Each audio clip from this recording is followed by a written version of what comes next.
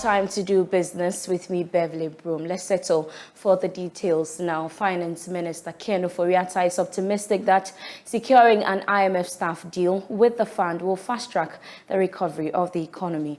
That the minister disclosed this at a news conference today by the IMF to give more details on the staff-level agreement reached. My colleague George Riafe has the rest of the story. Speaking at a news conference in Accra, Finance Minister Ken Ofori-Atta noted that he expects other sectors to greatly benefit from this development to aid in the quick turnaround of the economy. Already the economy is responding positively to the news of Government of Ghana and the IMF reaching an SLA, and we are eager to leverage this momentum at the very moment when the IMF Executive Board approves the program requests. We're already seeing significant improvement in the exchange rate, with the Ghana cedi recovering against major currencies. We are confident as a resilient people that we shall rally to support this great enterprise to restore macroeconomic stability and promote robust and inclusive growth. The minister also spoke about government's commitment to reach agreement with all the local bondholders so they can close the page when it comes to this debt exchange program. And therefore, also continuing with that, with the externals, we hope that, we've been having discussions, but maybe formalized discussions going through beginning, this week also. So that's the trajectory that we are looking at. Ken Ofori-Atta also assured that the government is fully committed to fiscal discipline, whilst ensuring that the social protection programs are maintained under the fund program. If you listen to Stefan, there was a clarity of the issue of preservation and enhancing actually social interventions, and pre-education falls within that. I think we are doing a review to look at efficiencies of all of these programs, and that has already kicked off. And as we then continue, we'll make sure that these are run efficiently. Leader of the IMF mission to Ghana, Stefan Rode, maintained that the issue about how Ghana goes about with its debt exchange program should be independently done by government and not the IMF. When it comes to, for example, the perimeter of the debt restructuring, which debt would be included or not included, when it comes to the parameters of the debt restructuring, in other words, what type of relief would be sought from one type of creditors or another, and when it comes to engagement between the government and the creditors, all of that are very much sovereign decisions, and they are very much for the government to decide on in collaboration with their financial and legal advisors. He also announced that Ghana should immediately get disbursement from the IMF once the staff-level agreement is approved by management and the board of the fund. As soon as we have assurances from creditors that this will be the case, when sufficient progress has been made on that front, we will be able to present the program to our board. And as to the follow-up question that you had on when the money would hit Ghana's accounts, that would happen very, very shortly after the program has been approved by the board. On Ghana's frequent visit to the IMF, the leader noted that this is one of the reasons why this program is trying to deal with the structural issues facing the economy. Meanwhile, Deputy Minister of Finance Abinose Asare has been giving more details about this deal and how government intends to finalize discussions on the debt exchange program. The staff-level agreement, once you reach it, it's likely, highly likely that it will go to the board and the board will approve this. At the staff-level agreement level, what happens is that all the measures that you, the country, believe that you have to take or you have to go through or implement to make sure you stabilize your economy and get on track and achieve the objectives for which you went to the IMF. That is what is contained in the staff level agreement. But one thing that I believe will turn things is the post-COVID economic program that both of us have committed to work at it and make sure we implement it to the letter, to make sure that at the end of the day we come out of the situation in which we find ourselves. And for me, the work is not over. We have done a very important aspect of the work, but there are other commitments that we need to fulfill before it can go to the board. One is to make sure that we pass all the revenue measures in the budget. The other is to make sure that all the expenditure rationalization measures in the budget, we are able to implement them.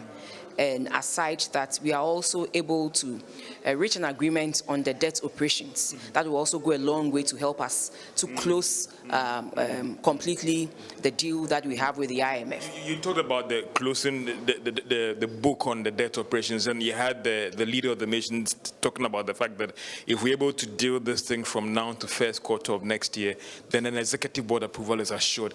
Does it put more pressure on you to go back, negotiate, and get this thing done? Because this is the sticking point. It is more about engaging the people and telling them why we believe at this point in time in the history of the nation, we need to go in for a debt operations. We have started engaging. Yesterday we met the pension funds, and consistently we will engage all the stakeholders. And I believe that it is in the interest of the state that we do this now. A question was asked in the at the press conference, and someone asked about the level of our debt and what we can do. And I'm also saying that if you look at the revenues that you want to raise in a particular year, and you are using more than 50% of that revenue to service just your debt, clearly it tells you that you need to do something about it. And that is why we believe that together, let's have this debt operations done and concluded. That will go a long way to reduce hugely the interest payments that we have in the budget. Away from that, some traders in Accra say although the cedi is stabilizing against the dollar, a directive from the Ghana Union of Traders Association that traders should reduce prices may not be feasible. The traders say the decision must be left for market forces to drive the prices down. Let's hear from the president of GUTA, Dr. Joseph Obeng. Ours is to appeal to the conscience of the trading community in that we have come to increase our prices when the forest was up. And so when it comes down, then by principle, we have to also adjust our prices. And let me tell you, even the market has started responding, even from last week, before I came to make the statement. The challenge here is that most of our people have bought the forest for higher price, including myself, who is talking, over 15 Ghana cedis. And so the person's goods is still not yet even arrived. And so the people, some of the people might have the cause to say some of the things, but the advice that we are giving to them is also they have to strike out reasonable averages so that they are not edged out of competition, because in the market forces, as they are saying, people are going to get the dollar at a cheaper price, and they are not going to wait for those who did not get it cheaper. They are going to sell at a reduced prices, and if care is not taken, you will not be competitive, and if your capital is a borrowed one, you are going to find yourself in further problems. So ours was an advice, but it's not something that's being imposed on anybody. We turn our attentions now to the petroleum sector, as prices of petroleum products are expected to fall significantly beginning this Friday, December 16, 2022, the Institute of Energy Securities has projected. According to the Institute, the expected price drops would be significant due to the 6.60% appreciation of the cedi against the US dollar during the period.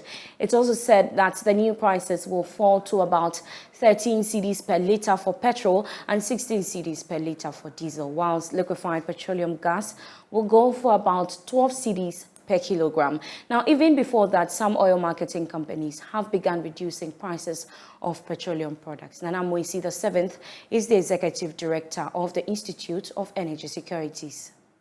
Expected fall in the price of domestic fuel prices will be quite significant in the sense that we've all been watching fuel prices rise over the last 1 year by more than 100%. If this expected price kicks in, then we are likely to be buying a little petrol and diesel at the rate that we're buying somewhere in September 2022. Over the last 3 months, we have seen that driving habits of Ghanaians have changed because of the high fuel prices, and many are forced to join public transport. And so if we are now seeing prices at the pump coming down, consumers and passengers like me will also expect that transport operators will also factor in this and reduce prices, because they tell us oftentimes that fuel is a bigger component in their cost computation. And so if prices are going down, of course, we can only appeal to transport operators to also bring down prices to certain levels, so that the inflation we've seen due to rising fuel price and transport costs, the inflation could also come down to cushion Ghanaians, particularly in this Yuletide. Now, government has justified its recent increase in budgetary allocation for the Ghana Audit Service, arguing that that will enable the service deliver diligently on its mandate. Speaking at the annual District Auditors Conference 2022, Vice President Dr. Mahmoud Bawumia maintained that it is imperative for the audit service to be adequately resourced with logistics to function effectively and efficiently. He added that the government is committed to ensuring that the audit service continues to operate independently. Here's a report.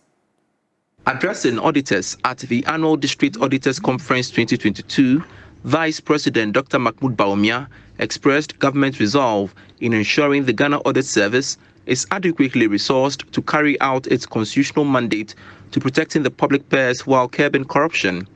Government has also increased the budgetary allocations to all accountability institutions of state, including Parliament, the Judiciary, SHRAJ, IOCO, Office of the Attorney General and Ministry of Justice, the Auditor General's Office, and the Office of the Special Prosecutor and the Ghana Police Service. To further boost the fight against corruption, deficits in logistics and personnel of the law enforcement agencies, especially the Ghana Police Service and other accountability institutions, are being addressed. In fact, we've increased them significantly. Delivering the keynote address, National Security Minister Albert Kandapaa called for more strategic reforms aimed at eliminating long procedural processes and surcharging officials cited in the Auditor General's report for various financial malfeasance. I believe that we must find a way to synchronize the work of the Auditor General, Parliament, and the Public Accounts Committee in a manner that benefits all. Rather than overlook Parliament in the exercise of disallowance and surcharge, I think reforms aimed at expediting actions by the leadership of Parliament or the reports submitted by the Public Accounts Committee should be aggressively pursued. And such reforms, when successful, I think would eliminate the lags between the time that the Auditor General submits its report to Parliament and the time that it takes for Parliament to respond. Fred Yabuadame called for collaboration among various agencies to help minimize corrupt activities at public institutions. There ought to be enhanced cooperation between the Auditor General and the Attorney General and Minister for Justice. These two institutions are at the forefront of the fight for public accountability, probity, rule of law, and the rooting out of corruption and malpractices in Ghana, and therefore have no choice but to collaborate. To achieve this, I have set up a special team in my ministry which will be specifically assigned for the purpose of coordinating the Auditor General and following up on all relevant information required from the Auditor General. Action must be taken to promptly recover all losses the state has suffered and continues to suffer. The 2022 Annual District Auditors Conference was under the theme, Disallowance and Surcharge, the Role of District Auditors. Tax policy expert Dr. Alex Ampabing is demanding that government implements tax laws on digital services to generate more revenue for the country. According to him, government needs to embrace digital taxation to fully realize the digitalization agenda. Here's more. Civil society organizations held a post-budget forum on the 2023 budget presented by the Finance Minister Ken Ofori-Atta. The group indicated that government missed the opportunity to introduce a digital service tax in the budget as they suggested ahead of the reading. Speaking for the group, Dr. Alex Ampabeng reiterated the need for government to take advantage of every avenue to generate more revenue to salvage the economic crisis. I think there's a bit of a challenge ahead, and all of us do appreciate it. I mean, if you look at government's macro fiscal decisions they are taking recently, clearly the country is going through a very, very difficult time. But one thing from our side, we believe that government makes a very good opportunity in terms of revenue generation. We made a submission to the government on introducing a digital service tax, which other countries like Kenya are doing. And from the year till now, they have generated over 5 million, taxing some of those multinational and the tech giants. As it stands now, you can go to YouTube, you can Facebook, you can buy stuff from Gigi, Jumia, Tonaton, all the adverts. They are generating money from Ghana, but government gets nothing out of it. The world has moved on. Most countries have moved into digital taxation, but we are still interested in taxing the brick and mortar. We think it is time for the government to be up, embrace the changes in technology, and adopt some of the efficient ways of generating revenue. Africa Program Officer for Natural Resource Governance Institute, Dennis Jayiri, also urged government to devise an alternative revenue generation source to fund its flagship program, Free SHS, other than revenue generated from oil production. From the Free SHS budget that has been presented as part of the 2023 budget, the 2.95 billion that has been allocated to Free SHS, all of it is coming from oil revenue. Remember, in 2015 and in 2020, oil prices came down to as low as even $30. Now, if oil price, which currently stands around $90-something, comes to $30, what it means is that about a third of the revenue of this 2.95 billion is cut off to about just so 2.9 billion will basically come down to about close to $1 billion. How is government going to fill the gap? That is dangerous budgeting. We have raised these issues from the beginning of implementation of the Free SHS that it is not appropriate for Free SHS to bank its hopes on oil revenue because oil revenues are volatile. They go up and down. So when it goes up and you budget more and it comes down, you have a gap which needs to be filled, and government will struggle to fill that gap. Now, moving on, the Commissioner General of Ghana Revenue Authority, Amisha Daoud, has said that the introduction of the Integrated Customs Management System has helped to increase efficiency and compliance at the ports. He was speaking at an engagement with the Customs Unipass Agency of Korea officials when they paid a courtesy call to him. The Integrated Customs Management System was launched to revive the trade sector. The system streamlines the tracing of missing cargoes and features end-to-end tracking, which does not allow operators to tamper with figures. ICOMS is aimed at reducing the cost of transactions at the port and prevent a delay in the clearance of goods. Mr. Osu Amwa at the engagement said there has been commendations from exporters and freight forwarders on the efficiency of the ICOMS project. ICOMS, or the Integrated Customs Management System, have improved operations as far as the port is concerned. It has increased efficiency, it increased compliance, and it's also, for example, today you can actually send your manifest and make sure that you even know your duties and can even pay even before the goods arrive. So there are all these opportunities for traders to take advantage of. Chairman of the ICOMS project, Emmanuel Ohene, added that there has been a transformational change in the way business is conducted at the ports, and it has led to an increase in revenue. We believe that this collaboration between Ghana Revenue Authority, Ghana Link, and KUPIA will be one of a lifetime and one in a million, where we will be able to see Ghana Revenue Authority transform the rest of Africa through the deployment of the system that you have developed.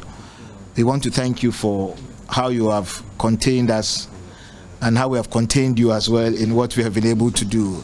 It's not been easy, but today we can testify that we have seen a transformational change in the way we do business in Ghana, and we hope that we can only build on what we have started for the betterment of our country, your institution, and the world at large. Kenya High Commissioner to Ghana, Eliphas Bahrain, has asked countries under the African Continental Free Trade Agreement to work assiduously to improve intra-trade activity.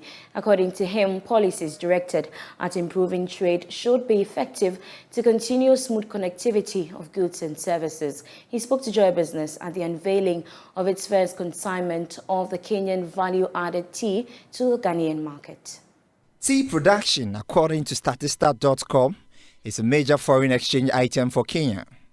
The country produced nearly 540,000 metric tons of tea in 2021. In the first quarter of 2022, tea production amounted to 135,000 metric tons. Speaking to Joy Business, Kenya's High Commissioner to Ghana said the country is currently working on bringing onto the Ghanaian market various products. Today is a very, very significant day in the realization of the African dream. And this is not coming from today or yesterday. It is one of the principles that are carved in very well from the document that we call the Organization of African Unity document. If you look at the 7 objectives, one of them was to open African market and for Africa to trade among itself. In the subsequent period, we have seen a lot of other initiatives that brought about the creation and establishment of regional economic blocks. These were not an end in themselves. They were intended to be building blocks, and eventually we have seen the coming into being and fruition of the African Continental Free Trade Area. This is a journey the African continent has determined on itself. It is one of those that has not been imposed by anybody, but we as Africans have sat around the table and asked ourselves the question, are we trading enough? The answer is no. And what AFTA is intended to do is to encourage the African economies to create value, to build, to add value to the many products, so that the products that are so awash in this continent and the wealth that we cut away is no longer exported in its primary form. On her part, Head of Strategic Communications at the National Coordination Office, Catherine Afeku, said her outfit will work assiduously to bridge the trade information on the AfCFTA agreement. We put these entrepreneurs in touch with the preparedness for export readiness. If you come to the coordination office from zero, okay, you're an entrepreneur, you're doing the domestic market, how do you take your goods to Kenya, to Rwanda, to Mozambique? So we walk you through the process, getting the registration, getting the export readiness, and also being prepared in terms of the quality of the product, the packages. So it's a whole lot of process, but it's not daunting. And the key logistical challenge is finance. So we've also had seminars with the likes of EcoBank, CalBank, and other banks, including Exim, to open up to MSMEs. And thankfully, when you are prepared and you have a competitive edge for your product, yes, the market is ready to respond. But we need the entrepreneur to take the first step by coming for the information and being walked through. I think we've done a good job with the lady who bought the batteries, the car batteries from Kenya. It's a woman, it's a female entrepreneur. We want to see more micro, small, medium enterprises led by women and the youth. The first consignment is an important milestone in actualizing the hard work and aspiration of what the continent has set to trade among itself. And that's all for business. We have more business on myjoyonline.com/business. My name is Beverly Broohm. Have a good evening.